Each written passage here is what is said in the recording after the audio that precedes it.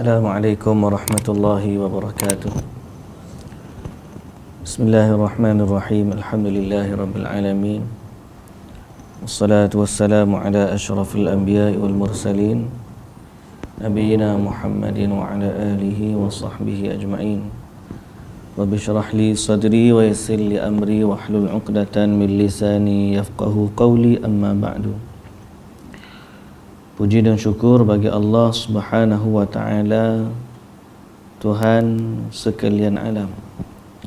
Selawat serta salam atas Nabi junjungan kita, Nabi Muhammad sallallahu alaihi wasallam, juga atas ahli keluarga baginda, para sahabatnya dan para pengikutnya yang setia sehinggalah ke hari kiamat. Alhamdulillah.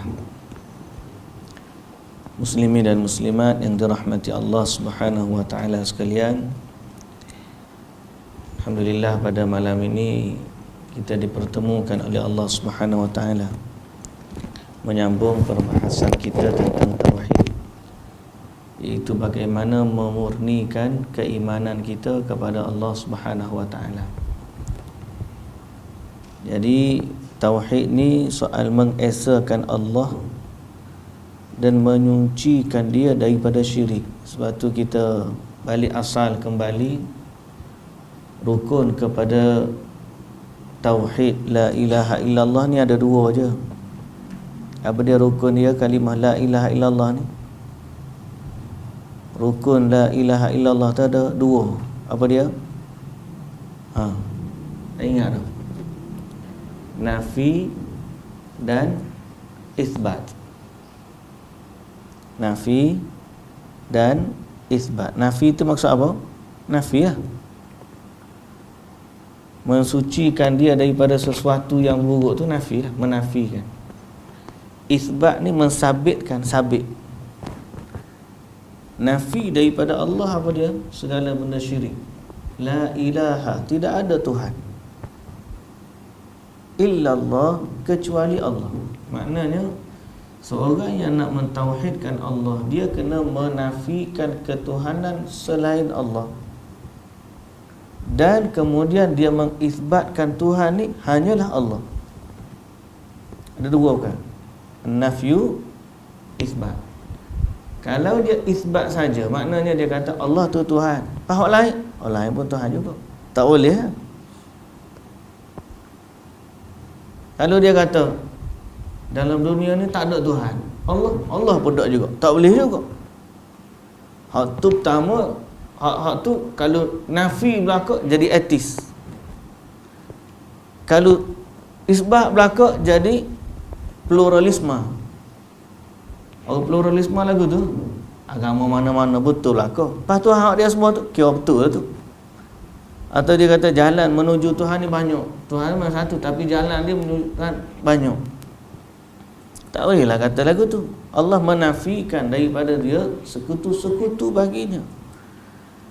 Sebab tu kita ni bila kita belajar tauhid, kita juga kena belajar bab syirik, supaya kita boleh mengisbatkan ketuhanan tu milik Allah, dan kita boleh menafikan perkara-perkara yang tak layak untuk dinisbahkan kepada Allah.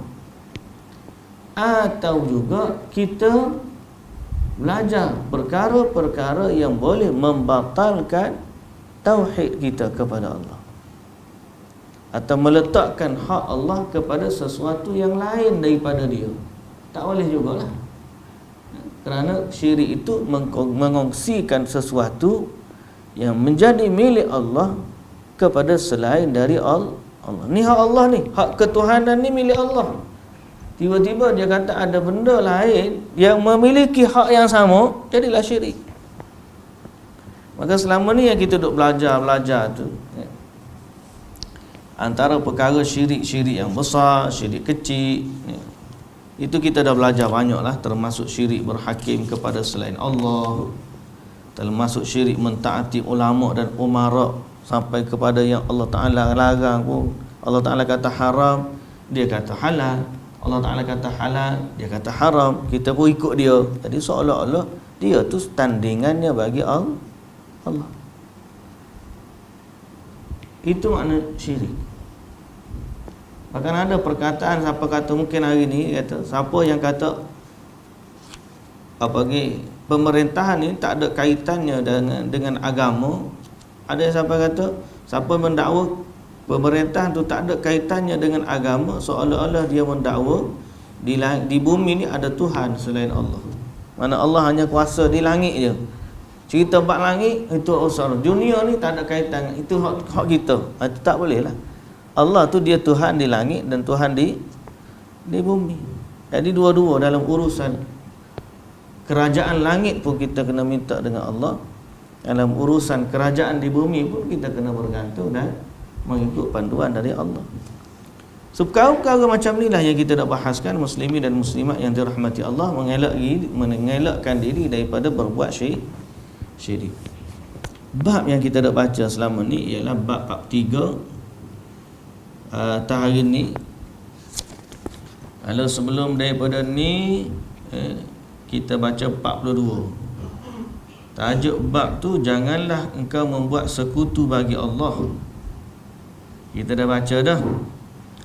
Kemudian dalam bab yang sama ada perkataan ataupun hadis dari Rasulullah sallallahu alaihi wasallam, man halafa bi ghairillah faqad asyrak. Siapa yang bersumpah dengan nama selain Allah atau dengan selain nama Allah, maka dia telah berbuat kufur ataupun syirik. Dan kita juga dah bahaskan sebelum daripada ni perkataan Abdullah ibn Mas'ud. Dia kata, kalau aku bersumpah dengan nama Allah secara dusta, lebih aku suka daripada bersumpah dengan selain Allah secara benar. Ingat tak kita bagi perkataan Abdullah ibn Mas'ud tu? Abdullah ibn Mas'ud kata, aku bersumpah dengan nama Allah, tapi sumpah tu dusta. Salah tak? Salah. Tapi lebih aku sukai, lebih baik daripada bersumpah dengan nama selain Allah dengan benar. Sebab hal ni dia bersumpah dengan nama Allah betul, cuma dia menipu. Salahnya menipu. Hak ni bersumpah benar, cuma dengan nama selain Allah. Hak ni hukumnya syirik. Antara dosa menipu dengan dosa syirik, mana lebih besar? Dosa syirik lebih besar. Batak Abdullah bin Mas'ud kata, kalau menipu dengan sumpah dengan nama Allah menipu, lebih baik daripada bersumpah dengan nama selain Allah walaupun cakap benar.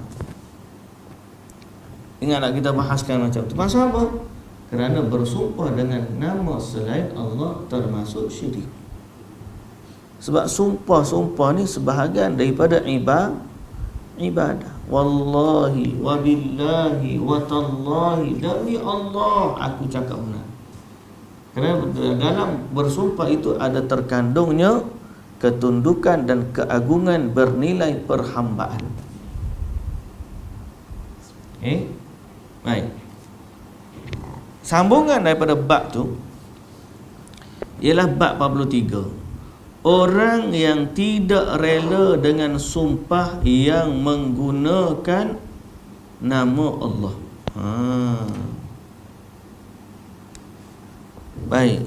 Diriwayatkan dari Ibnu Umar radhiyallahu anhuma bahawa Rasulullah sallallahu alaihi wasallam bersabda, la tahlifu bi abaikum, man halafa billahi falyasduq, wa man hulifa lahu billah falyarda, wa man lam yarda falaysa minallah, wa man lam yarda falaysa minallah. Baik. Hadis riwayat Ibnu Majah. Maksud hadis ni, Rasulullah sallallahu alaihi wasallam bersabda,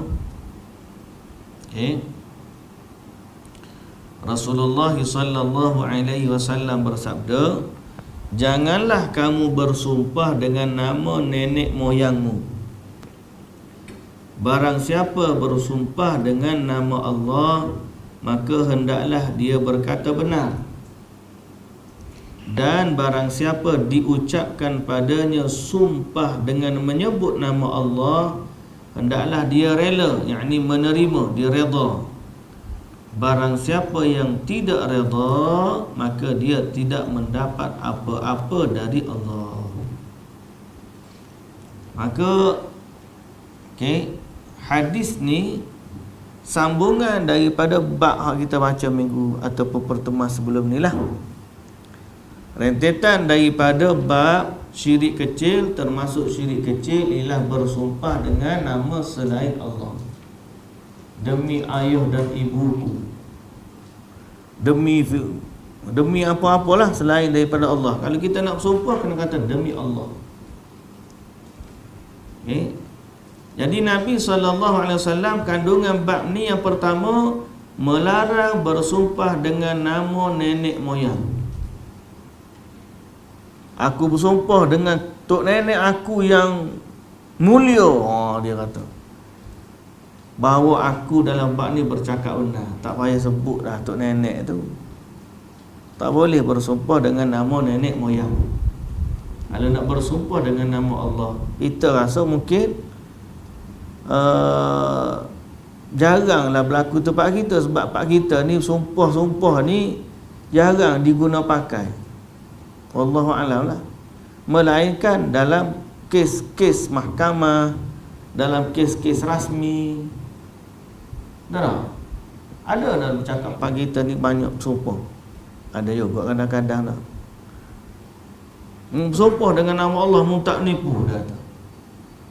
Wallahi aku tak tipu. Dia kata gitu.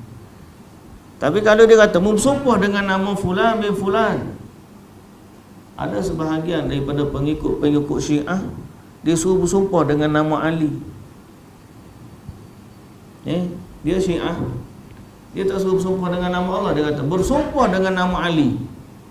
Kerana dia menganggap Ali tu imam dia, disuruh bersumpah dengan nama Ali. Tak boleh bersumpah dengan nama Fatimah Az-Zahra, tak boleh juga. Kalau kita orang Islam, bersumpah dengan nama Allah. Kita bimbang pun, sampai satu zaman orang kita mengagungkan orang-orang soleh, sampai mungkin dia anggap syekh dia ni wali besar, dia royak kepada pengikut dia, bersumpahlah atas nama syekh kita. Tak boleh. Tidak boleh bersumpah atas nama nenek moyang ataupun nama selain daripada Allah Subhanahu wa ta'ala. Itu satu hukum. Yang kedua, hadis ni juga menunjukkan perintah kepada orang yang diberi sumpah dengan menggunakan nama Allah untuk menerimanya. Man halafa billah falyasduq.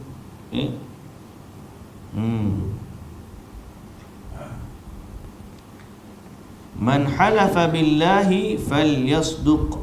Siapa yang bersumpah dengan nama Allah hendaklah bercakap benar. Wa man hulifa lahu billahi falyarda. Siapa yang bersumpah kepadanya dengan nama Allah. Maksud apa bersumpah kepadanya? Pihak yang menerima, pihak yang menuntut sumpah tu. Kita kata, mu cakap benar tak? Benar. Bersumpah atas nama Allah. Allah tu berkata, wallahi, demi Allah aku cakap benar. Di saat seseorang Muslim mendengar orang bersumpah atas nama Allah, apa dia kena buat? Sebagai orang beriman, dia kena redha. Bukan sebab orang ni, sebab dia menghormati, dia mengagungkan nama Allah. Kalau orang dah sebut nama Allah, dia redha. Orang tu nipu ke tak nipu, itu urusan dia. Kalau dia menipu, dia tanggungjawab besar dosa dia. Sumpah atas nama Allah secara bohong, termasuk dosa. Tapi di pihak yang kata dia ni kena bersumpah, orang tu kata wallahi, dia pun dengar begitu. Okeylah, kalau dah mau bersumpah, tak apa, kena redha. Ustaz, dia nipu sah. Dia nipu tu urusan dia dengan Allah, sebab dia dah guna nama Allah. Kalau dia menipu dengan nama Allah, ancaman besar tu. Berat ancaman dia di akhirat sana. Kerana dia telah menggunakan nama Allah secara batil. Tapi urusan kita, bila orang bersumpah dengan nama Allah, habis settle. Sebab apa? Ini termasuk tuntutan akidah tauhid. Termasuk pengagungan kita kepada Allah ialah apabila seorang bersumpah dengan nama Allah, kita akan jadi al-iqtina, dia panggil. Kita rasa cukup. Kita rasa cukup. Sebab tu dalam agama, sumpah ni dikira sebahagian daripada salah satu bukti. Kalau seorang tu dia tak ada bukti, dia panggil al-bayyinatu 'alal mudda'i wal yaminu 'ala man ankara. Tiba-tiba orang tu kata, ni dia ni fulan bin fulan buat macam ni. Kawan tu berkata, mana bukti? Tak ada bukti. Tanya pula kawan ni, dia kata, wallahi aku tak buat. Kata, sumpah dia tu telah menyelamatkan dia daripada hukuman sekiranya orang tu tak ada bukti. Wallahi, dia kata, aku tak buat. Selesai. Kalau dia betul, alhamdulillah. Tapi kalau dia tipu, besarlah urusan dia dengan Allah akhirat nanti. Dan pihak orang yang mana menerima sumpah, dia kena hormat . Sebab orang tu dah letak nama Allah depan dia. Nampak? Ini termasuk tauhid kita kepada Allah Subhanahu wa taala. Di mana apabila seorang bersumpah dengan nama Allah, kita redha. Jangan pula kita letak nama sumpah tu lebih rendah kedudukannya. Selagi tak nampak, selagi tu orang tu kata wallahi, ya tak kira, wallah tak kira, dia kata. Seolah-olah kita memandang remeh sumpah atas nama Allah. Sebab tu bab ni, kewajipan seorang itu menerima sumpah di atas nama Allah di atas dua sebab. Yang pertama, dari sudut hukum syarak, Nabi kata tadi kena redha. Yang kedua, dari sudut hukum panggil common sense ataupun hukum hissi dipanggil. Logiknya, seorang yang mengagungkan Allah, apabila seorang datang dengan pengagungan Allah, lalu dia redha. Macam kita lah, kita tak puas hati, tak puas hati. Tiba-tiba mari orang yang kita rasa apa dia? Kita hormat ke dia. Orang tu kata, "Bah, jangan balah. Ikut dia tu kata lagu mana?" Kita pun, "Oh iyalah, dah kata lagu tu nak buat." Betul tak? Bila orang yang kita hormati bagi keputusan ataupun menjadi asas, kita berkata, "Oh dah, kalau ustaz kata lagu tu gak, tak apalah." Tu tawah tarah ustaz. Kalau tiba-tiba kita pergi mengadu raja buat keputusan, hakim, kalau hakim kata lagu tu nak mana? Nah, walaupun tak puas hati tapi dah hakim kata. Demikianlah common sense kita kata, kalau seandainya orang tu letakkan Allah sebagai saksi dia, demi Allah dia bercakap benar, dia kata, maka kita orang beriman, kita kata, aku tunduk kepada sumpah itu. Kalau dia nak tipu, itu urusan dia dengan Allah. Dia kena jawab sesok sebab dia dah guna nama Allah secara batil. Nampak? Ini termasuk akidah.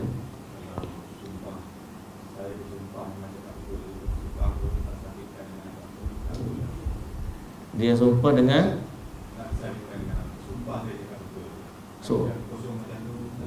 sumpah saya cakap betul. Apa yang dia cakap betul tu dia tak tahu apa. Dia tak sampaikan dengan benda. Dengan Allah dia sumpah dia betul. Kosongnya. Tapi yang betul tu apa? Mesti ada sebelum tu. Adalah. Katakanlah dia tak setuju apa benda dengan percaya tadi, tak sumpah dia. Memang asasnya sumpah tu didatangkan untuk menguatkan hujah. Asasnya. Tapi kalau yang paling utama dia dalam bab pengadilan, penghakiman. Tapi boleh jadi juga dalam bab cakapan-cakapan biasa. Tetapi tetap saja apabila seorang tu dia petik nama Allah, dia telah meletakkan kalam dia, Allah tu sebagai saksi dia. Jadi kalau dia nak main-main bab ni, hati-hati. Allah Ta'ala memang la yu'akhidhukumullahu billaghwi fi aimanikum. Allah Ta'ala memang tak akan hukum kita dengan perkara yang kita tak betul-betul sumpah, saja-saja keluar mulut. Tapi sebaliknya, bila dia dah petik nama Allah, dia kena bercakap betul-betul benar, dan sumpah itu Allah Ta'ala akan nilai dia di akhirat nanti.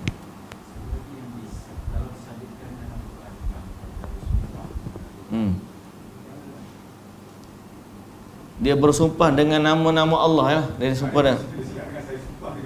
Dia akan junjung Quran. Saya sumpah dengan Al-Quran. Quran tu kalam Allah juga. Kalam Allah lah. Wallahi, demi Al-Quran. Cek balik pula. Saya tengok, saya mau balik. Apakah dia termasuk? Sebab Al-Quran kalam Allah. Sekejap kita tengok. Ada fatwa yang berkaitan dengan bersumpah dengan Al-Quran. Sepatutnya benda tu tak ada dalam syariat kita. Dia berlaku biasa sebab dalam orang apa? Nak akan sumpah parlimen ni, kan? Parlimen kita letak tangan kat Quran lah. Ya, kalau orang putih memang letak kat Bible lah.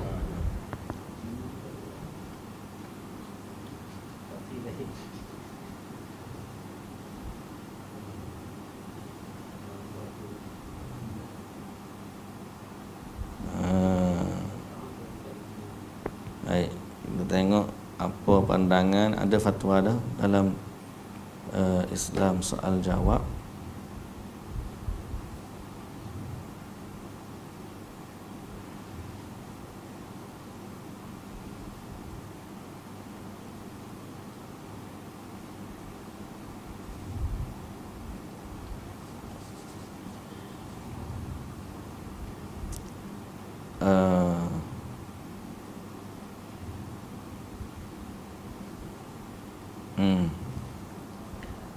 Baik, ada satu soal jawab yang di dalam bahasa Arab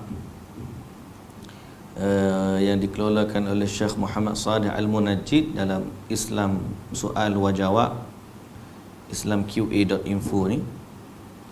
Dia kata adalah tidak berlaku sumpah kecuali dengan nama Allah atau sifat dari sifatnya. Bersumpah dengan Al-Quran adalah satu sumpah dengan kalam Allah yang termasuk dari sifatnya. Maka boleh lah kalau bersumpah, aku bersumpah dengan Al-Quran, maknanya bersumpah dengan kalam Allah tu termasuk dalam sifat Allah. Adapun bersumpah dengan mushaf, maka mushaf, sekiranya dia maksudkan dengan mushaf itu kalam Allah yang ada di dalamnya, aku bersumpah dengan Quran yang maksudkan ayat-ayat Allah tu, maka ia termasuk sumpah yang disyariatkan. Seandainya dia menginginkan kertas dan tulisan yang menjadi tinta, maka itu tidak dibolehkan kerana termasuk selain dari Allah. Adapun dia kata,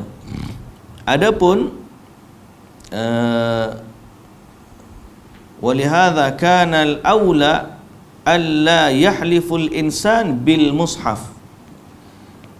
Kerana itu lebih aula, lebih molek lah, lebih baik seorang itu tidak bersumpah dengan Al-Quran, dengan mushaf, dengan disebut mushaf.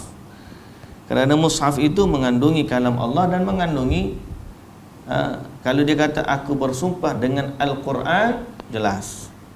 Tapi kalau dia kata aku bersumpah dengan mushaf ni, diangkat tu, sebaiknya tidak kata begitu.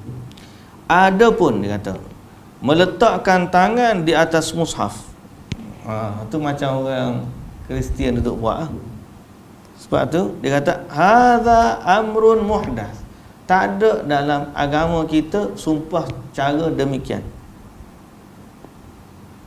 Tak ada. Setengah orang tu junjung, aku sumpah dah, junjung Quran. Tak perlu. Itu bukan perkara yang disyariatkan pada asalnya. Bersumpah dengan sumpah ni, mana kita letak macam tadi lah, kita mendatangkan Allah sebagai saksi. Seolah-olah demi Allah aku bercakap benar. Orang tu bila dengar, kalau dia ada bersaksi, dia ada pengagungannya di situ. Yang kita agungkan apa? Allah.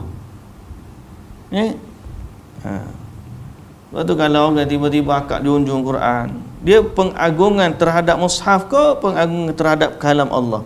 Kalau pengagungan terhadap kalam Allah tak junjung, tak apa. Ini kadang-kadang kita ni banyak benda kita terikut-ikut. Ada setengah tu capar, selipar pun jujur atas kepala. Letak selipar atas kepala. Pakai kopiah, lambang capar. Sebagai bentuk pengagungan. Tak perlu. Tak ada dalam agama kita asasnya begitu. Wa yaf'aluhu ba'dun nas litaghlidh wat tashdid liyatahayyabul halif minal kadhib. Sengaja orang buat tu tujuan dia supaya orang lebih rasa takut untuk bersumpah. Tapi sebenarnya dia tak perlu buat macam tu. Ditanya Syekh Ibn Uthaymin tentang hukum bersumpah dengan mushaf, dia kata bersumpah ni tidak boleh melainkan dengan nama Allah atau sifat dari sifatnya. Adapun apabila seorang itu bersumpah dengan nama Allah, tidak perlu dia membawa satu mushaf untuk dia bersumpah. Sekerana mushaf tidak ada zaman Nabi. Quran belum ada zaman Nabi. Belum ada zaman sahabat.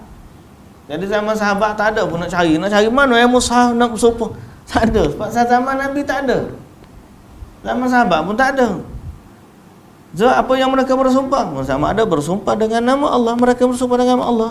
Kalau orang bersumpah dengan Al-Quran, itu sebahagian daripada sifat Allah yang jelas. Adapun dengan mushaf, tak ada zaman Nabi. Jadi, perkara tersebut, kita kembali kepada kalau nak suruh dia bersumpah, cukup dengan kata wallahi wa billahi wa tallahi, dan itu termasuk pengagungannya kepada Allah Subhanahu wa ta'ala. Baik.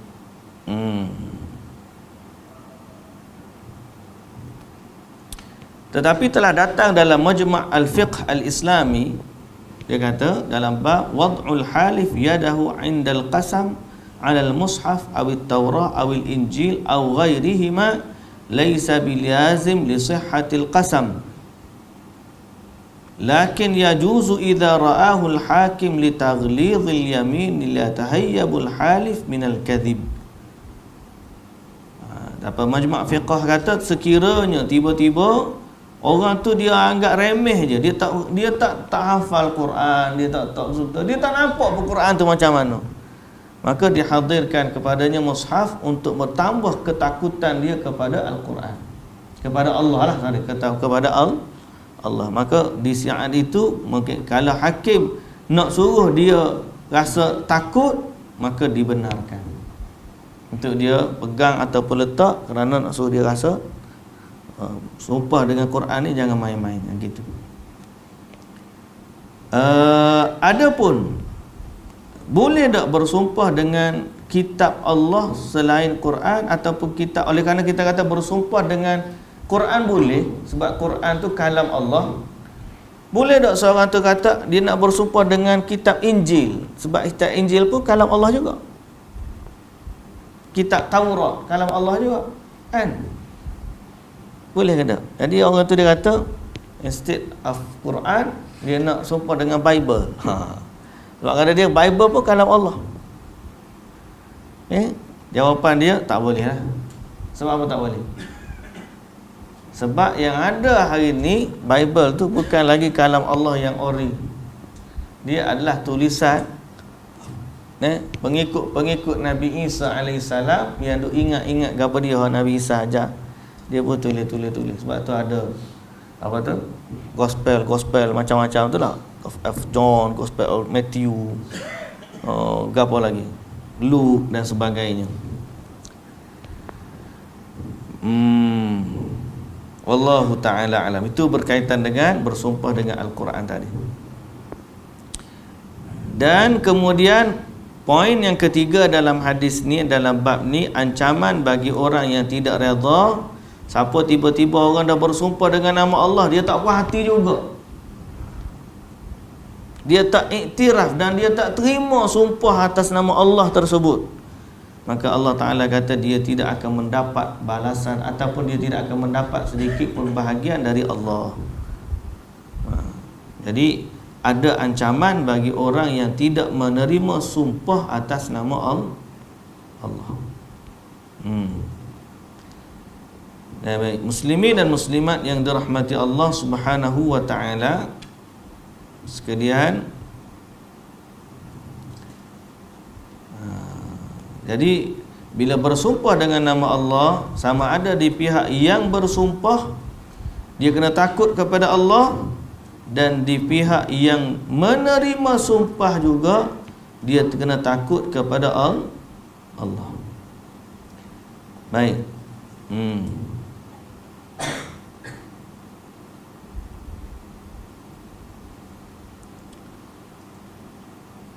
Ada penjelasan sedikit dalam bab yang terakhir itu.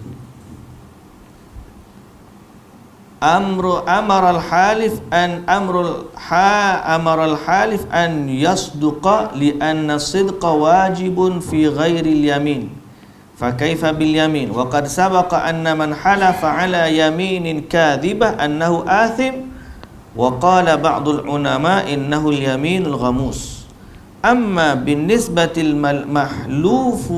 mahlufi lahu fahal yalzamuhu an yusaddiqa am la, al-mas'atu la takhlu min ahwalin khams. Okey, dalam keadaan kita kata dia wajib terima, dia kena terima tadi, sebenarnya ada pendetilan disebut. Yang pertama, an ya'lama kadhibahu. Walaupun orang tu bersumpah, terang-terang dah dia nampak dah kawan tu menipu. Dia tahu dah perkara tersebut jelas kepadanya tipu. Maka di saat ini boleh untuk dia tidak menerima sumpah tersebut. Dia jelas-jelas dia tahu memang real kawan dia nipu. Maka disebut sini an innahu yalzam fala ahad yaqulu innahu yalzamu tasdiqahu. Tak ada orang yang kata mesti percaya sebab dah memang dia tahu dia nipu. Sekiranya keadaan kedua, an yatarajjaha kadhibahu, an yatarajjaha kadhibuhu,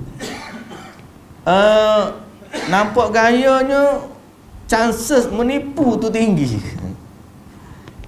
Tarjih dia panggil apa dah tarjih bahasa kita? Penilaian lebih berat arah nipu. Nampak macam dia ni nipunya lebih banyak, berat arah ketipu. Begitu juga hukumnya tidak lazim kepadanya percaya. Seperti contoh macam saya kata tadi, al-bayyinatu 'alal mudda'i wal yaminu 'ala man ankara.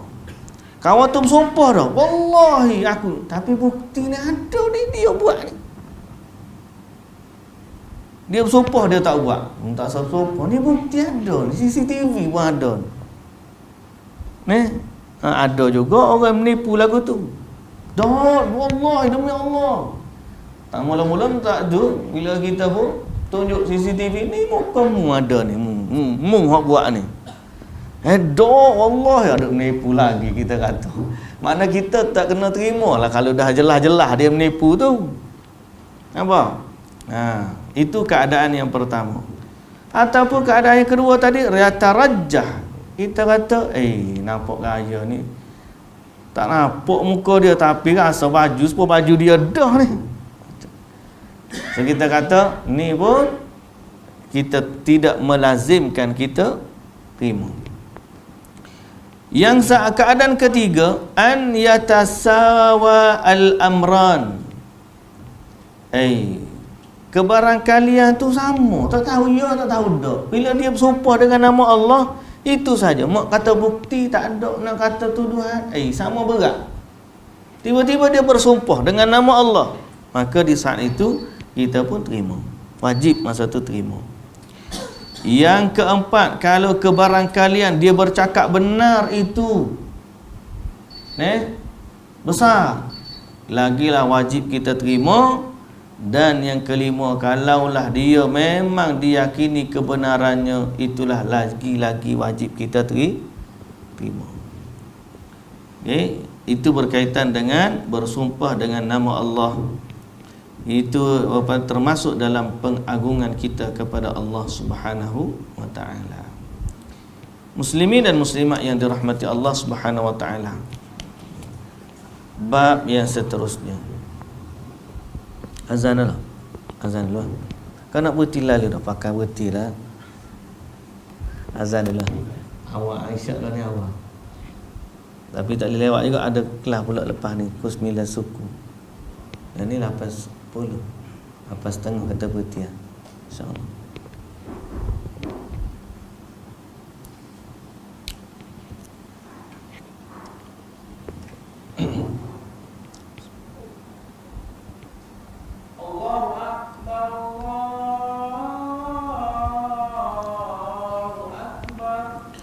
Allahu Akbar, Allahu Akbar.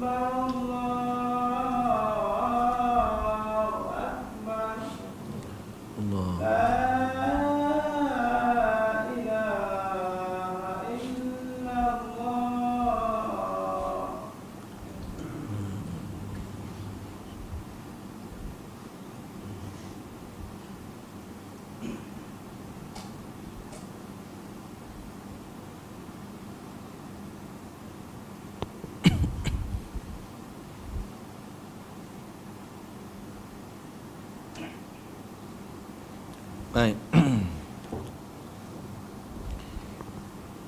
Muslimin dan muslimat yang dirahmati Allah Subhanahu wa ta'ala sekalian, bab yang seterusnya, panjang sikit bab ni tapi bacalah. Bab yang ke-44, ucapan atas kehendak Allah dan kehendakmu. Atas kehendak Allah dan kehendakmu. Maksud apa tajuk ni?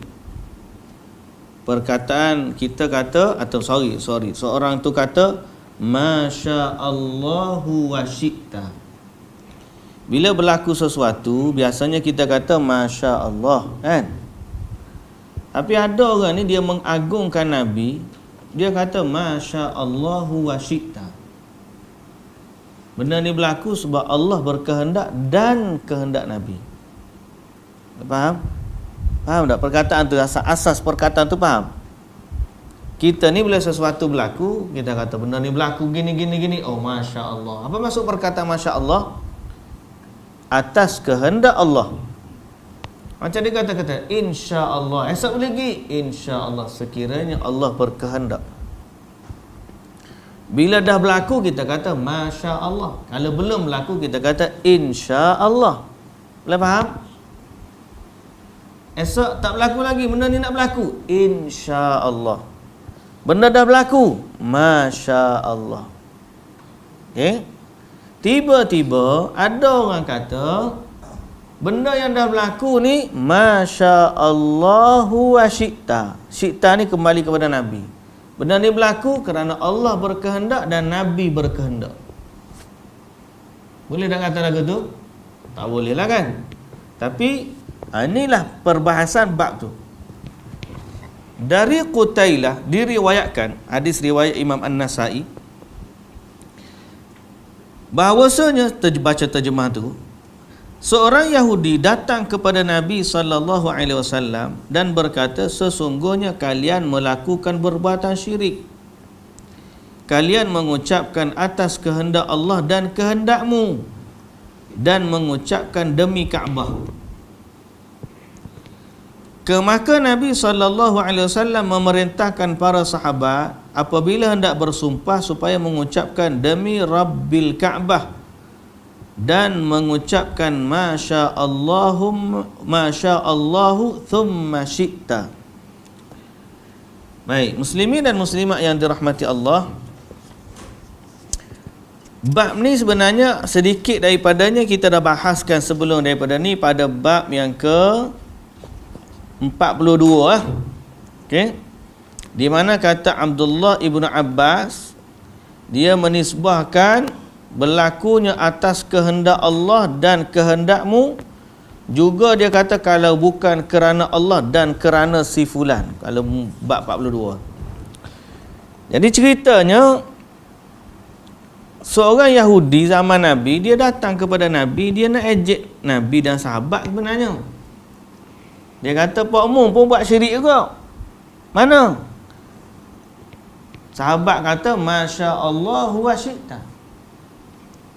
Dan kamu juga buat syirik dengan kata, demi Kaabah.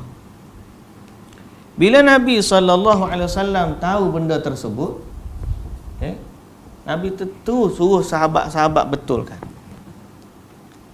Sahabat Nabi SAW kata, bila mereka nak bersumpah, hendaklah bersumpah dengan nama Allah. Bila bersumpah dengan Kaabah, kena kata bersumpah dengan Tuhannya Kaabah.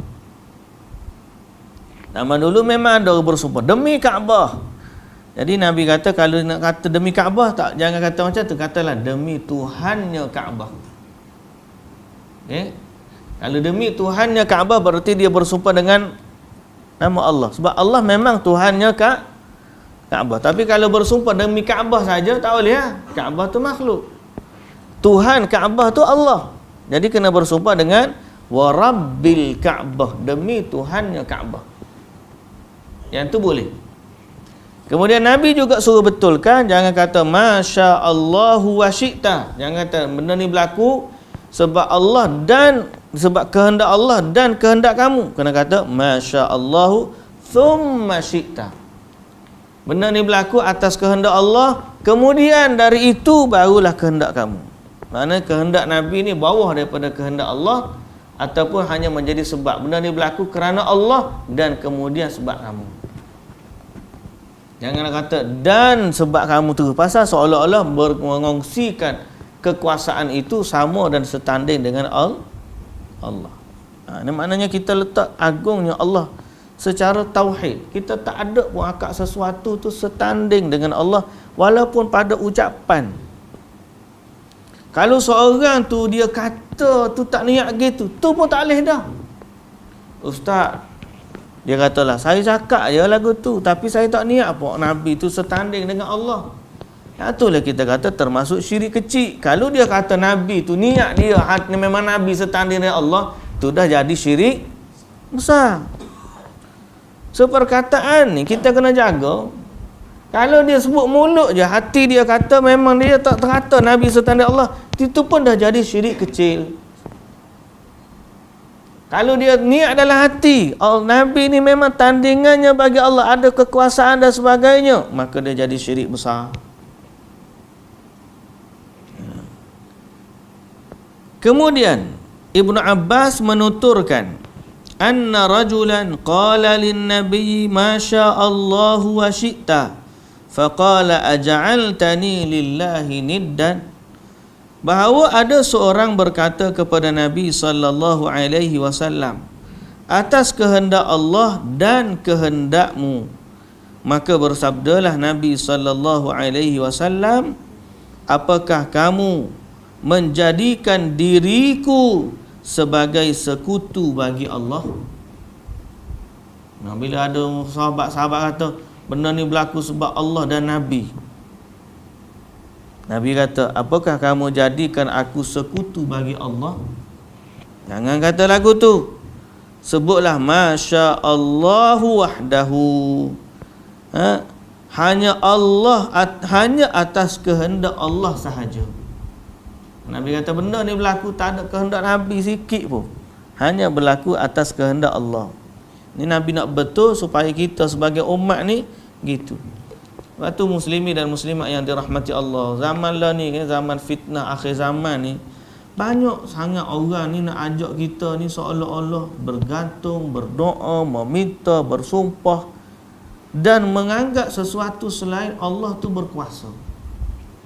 Ada setengah tu dia bersumpah dengan nama Tok Wali, ada setengah dia menganggap Tok Wali ni jaga alam ni, ada setengah tu jaga kata kalau nak niaga aku pun kena minta izin dengan Tok Wali.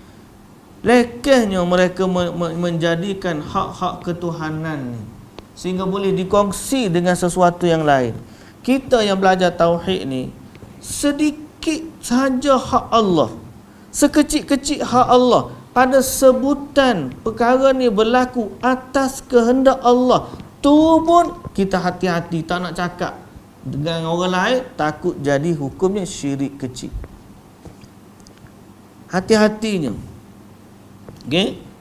Diriwayatkan Ibnu Majah dari At-Tufail, saudara seibu dengan Aisyah radhiyallahu anha, dia berkata, aku bermimpi seakan-akan aku mendatangi sekelompok orang Yahudi. Aku berkata kepada mereka, sungguh kamu adalah sebaik-baik kaum seandainya kamu tidak mengatakan Uzair anak Allah. Mereka menjawab, sungguh kamu pun sebaik-baik kaum seandainya kamu tidak mengatakan atas kehendak Allah dan kehendak Muhammad. Dalam mimpi dia tu. Lalu dia menjumpai sekelompok orang Nasrani. Maka aku berkata kepada mereka, sungguh kamu adalah sebaik-baik kaum seandainya kamu tidak mengatakan Al-Masih anak Allah. Mereka menjawab, sungguh kamu pun sebaik-baik kaum seandainya kamu tidak mengatakan atas kehendak Allah dan kehendak Muhammad. Ketika pagi hari, aku beritahukan mimpiku tersebut kepada kawan-kawanku. Kemudian aku mendatangi Nabi sallallahu alaihi wasallam dan aku beritahukan kepada beliau. Nabi sallallahu alaihi wasallam bertanya, apakah kamu telah beritahukannya kepada seseorang? Aku menjawab, ya. Lalu Rasulullah sallallahu alaihi wasallam bertahmid dan memuji Allah, kemudian bersabda, amma ba'du fa inna Tufailan ra'a ru'yan akhbara biha man akhbara minkum wa innakum qultum kalimatan kana yamna'uni kadha wa kadha an anhaakum anha fala taqulu ma syaa Allah wa syaa Muhammad walakin qulu ma syaa Allah wahdahu. Okay? Lepas daripada tu, lepas dia bagi tahu kepada Nabi, Nabi tu bangkit, Nabi bersabda, amma ba'du, sesungguhnya Tufail telah bermimpi suatu yang telah diberitahukan kepada orang-orang di antara kamu, dan sesungguhnya kamu telah mengucapkan satu ucapan yang ketika itu aku belum sempat melarangnya kepadamu kerana aku ada beberapa halangan. Maka janganlah kamu mengatakan atas kehendak Allah dan kehendak Muhammad, akan tetapi katakanlah atas kehendak Allah semata. Hadis riwayat Ibnu Majah. Jadi dalam bab ni Nabi menafikan daripada sahabat-sahabat ucapan mereka, dan Nabi kata jangan sebut macam itulah. Seolah-olah ataupun Nabi mengingatkan agar kita tidak menjadikan Nabi sallallahu alaihi wasallam sebagai tandingannya bagi Allah. Sebaliknya, letaklah Nabi Muhammad ni pada tempatnya. Iaitulah dia adalah manusia yang paling mulia, paling agung, kekasih Allah yang paling terulung. Tetapi sedikit pun Nabi Muhammad sallallahu alaihi wasallam tidak memiliki sifat-sifat ketuhanan, daripada memberi manfaat, memberi mudarat, ataupun apa jua yang berkaitan dengan hak-hak ketuhanan. Sebab tu hari ni bila berdoa, berdoalah kepada Allah. Kita dok bimbang, mungkin tak berlaku sebagaimana hak tengok dalam kitab ni dah. Dia tak kata ucapan macam tu, tapi dia buat dalam perbuatan dia seolah-olah Nabi ni tandingannya bagi Allah. Sebagai contoh, dia berdoa kepada Nabi. Sepatutnya dia kata, ya Allah, ya Allah, ya Allah, tolong kami, ya Allah, tolong kami, ya Allah. Tiba-tiba tanpa dia kata, ya Allah, tolong kami, ya Rasulullah, tolong kami. Sebagaimana ada satu nasyid tu, Allah, Allah, aghithna ya Rasulullah. Pernah dengar tak nasyid tu? Ada, famous nasyid tu. Lepas saya YouTube kali Aziz tu, nyanyi dia perempuan. Nama apa dah? Orang Indonesia menyanyi tu. Famous pak kita pun nyanyi tu. Allah, kalau tuan-tuan dengar, saya pasang lah.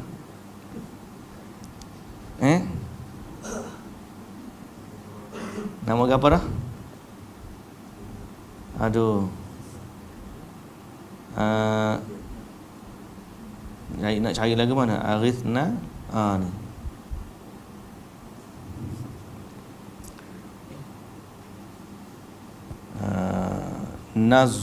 Ni nama Nazwa Maulidia. Kita tengok bentar.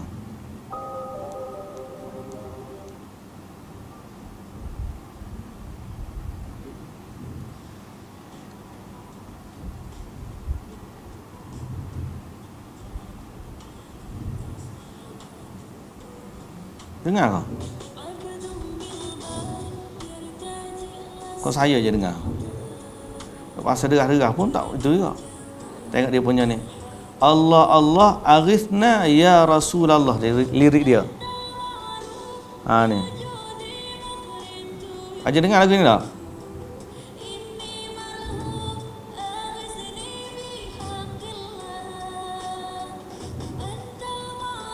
Mana dia punya tu? Nanti kita cari entah. Mana lah?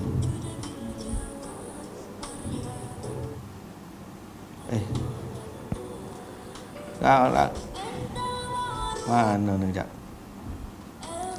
Okey.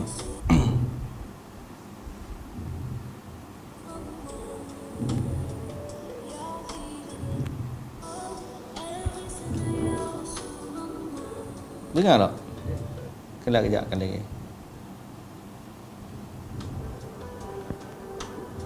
Mana ni?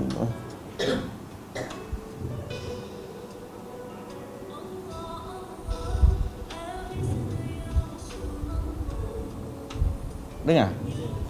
Pada tu saya dengar lagu Muhammad. Tapi jangan dengar lagu pula. Tapi nak sebutnya apa? Nasyid ni famous. Ni dia punya view 161 juta. Ni nasyid ni. Famous pak kita pun duduk pasang dalam radio dalam. View dia 161 juta. Tapi lagu ni dalam bait-bait lirik dia, Allah Allah aghithna ya Rasulullah. Allah Allah tolonglah kami wahai Rasulullah. Apa hukum dia? Dia telah mengangkat doa dia kepada Rasulullah. So kita dah baca Masya Allah wa syi'ta. Benda ni tak berlaku zaman kita ni. Tapi yang berlaku zaman kita, Allah Allah aghithna ya Rasulullah. Sama tak dia punya ni isu dia? Orang ni dia meletakkan Nabi setanding dengan Allah. Berlaku ni atas kehendak Allah dan kehendak Nabi Muhammad. Hak ni pula kata Allah Allah aghithna ya Rasulullah. Allah Allah tolonglah kami wahai Rasulullah. So dia telah meletakkan Rasulullah bersama dengan Allah. Sekarang ni muslimin dan muslimat yang dirahmati Allah, isu yang kita nak bincang ni bukan masalah kita tak suka orang tu menyanyi ke. Isu dia ialah perkataan dia telah meletakkan Nabi sebagai tandingannya bagi Allah. Yang tu yang kita tak nak. Ni baru contoh ni. Kalau tiba-tiba ada orang mari ajar kepada kita, ya Rasulullah, tunaikanlah hajat kami.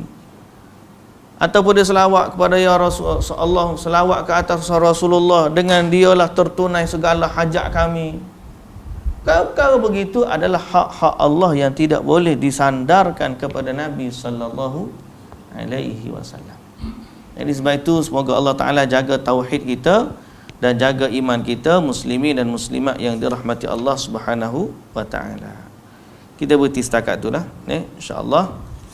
Kita akan sambung bab yang 45, iaitu siapa yang mencaci masa, maka dia telah menyakiti Allah. Wallahu ta'ala alam. Subhanakallahumma wa bihamdika asyhadu an la ilaha illa anta astaghfiruka wa atubu ilaik. Aqulu qawli hadza wa astaghfirullahal azim li wa lakum. Assalamualaikum warahmatullahi wabarakatuh.